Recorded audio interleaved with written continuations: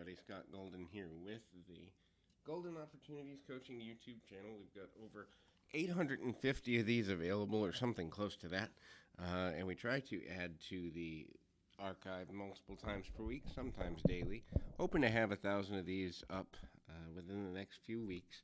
But if you are new here, we try to add psychological, emotional, mental health, and coaching related topics on a regular basis.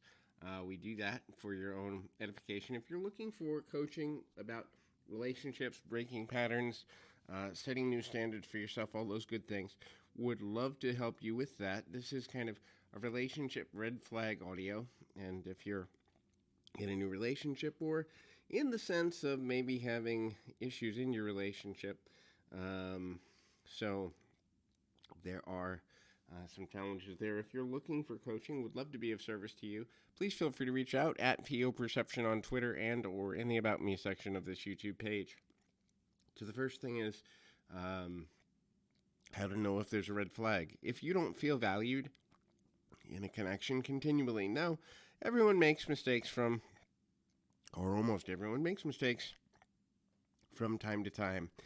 But if it's continual, and a lot of red flags in relationships are about patterns, that if you're overvaluing the other person and they're undervaluing you, or you feel like you're not connecting, you feel like you're not looking at the purpose of the relationship in the same way, this can be super problematic and quite frustrating for a number of reasons. And then the next thing is, if you can't laugh with each other, or you have very different senses of humor, or the person's sense of humor is continually offensive to you. Obviously, a joke may not hit every time, but at the same time, if you're dealing with somebody who has a dark sense of humor or finds things funny that you find need to be taken more seriously, or the person isn't willing to laugh at themselves, their own mistakes, their perception of the world, and kind of seeing things from that level, that can be super problematic as well. The next is goals. Do you have the same or similar goals, or are your goals worlds apart? Are you looking for something serious in the relationship,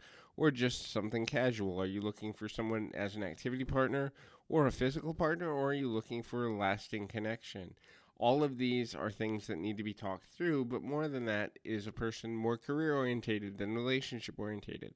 Are they more orientated towards children or building a family legacy than you are? These are all things where if you don't have similar goals, they don't all have to be the same, but you want them to at least be 2/3 to 3/4 similar, and then the differences that remain can be talked through. But if you don't even have that, then there's challenge there. So the next thing is, if other people are calling your relationship toxic, bad, or not good for you, they see you changing, they notice your personality changing, they notice you becoming a different style of person, and they're pointing it out. And it's not just one person.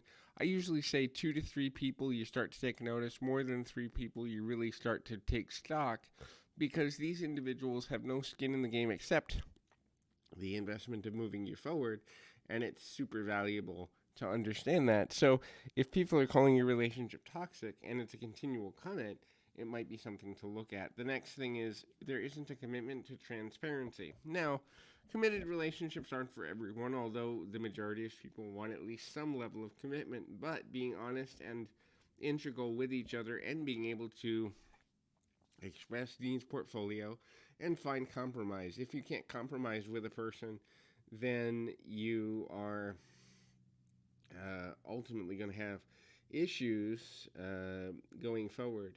The last thing is, there isn't a plan for any sort of future. Now, if you don't necessarily have to say, I see this person in my life in a year, or I see this person in my life in 5, 10, 15 years, but if you can't see them in your life in a few months, then that's generally a sign that it's a red flag. Either you're disengaged, or they're not meeting your core needs in a way that makes sense to you, or you're just not connecting or clicking in a way that makes sense for the connection to continue. And it's much better to get out of something that isn't working than to stay too long and then develop resentment of the other person or of relationships in general. As a relationship coach, I've literally worked with thousands of people, couples and singles, and the number of people who carry negativity from previous relationships forward is probably somewhere around 80 to 85%, and a lot of people don't even realize they do it. So there's problems in that scenario. So, anyway, hopefully this is helpful. I encourage you to keep your feet on the ground, your mind in the moment. Until next time, everybody.